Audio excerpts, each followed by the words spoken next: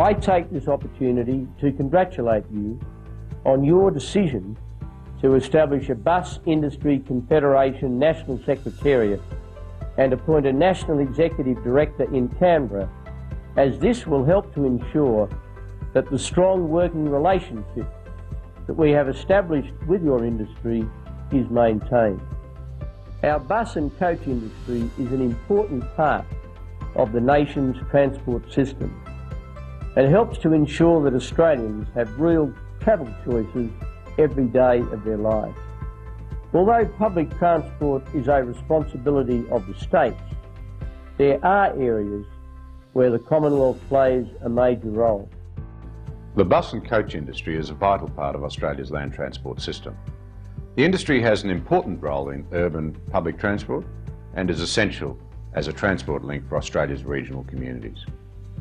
The government is now considering the hundreds of submissions we've received on our land transport proposal, AusLink, including the detailed submission from your own confederation. Now, yesterday, in estimates for the portfolio of transport and regional services, I noted that once again the government refused point blank to become involved in the area of urban public transport.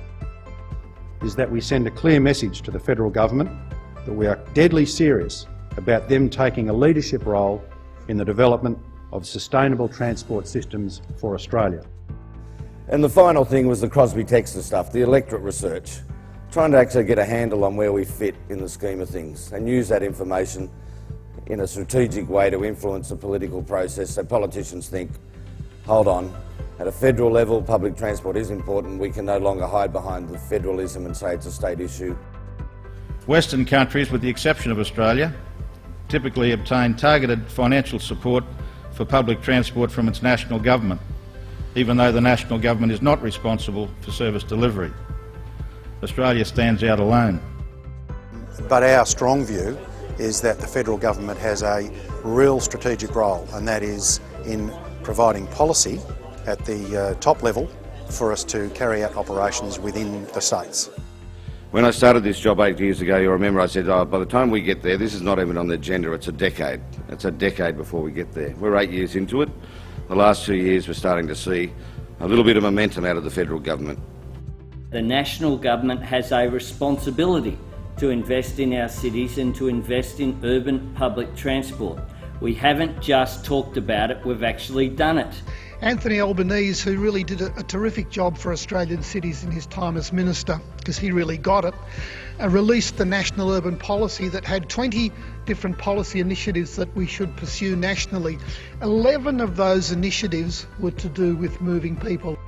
I believe that the national government, if it is to be truly a national government in a country such as Australia, the most urbanised country on the planet, has to be interested in urban policy and our cities.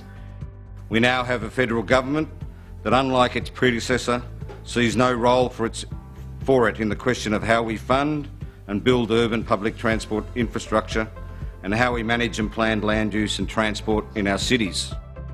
The BIC will continue to seek direct involvement by the federal government in our cities and regions, how we move people, including public transport and bus services, and that's our mantra.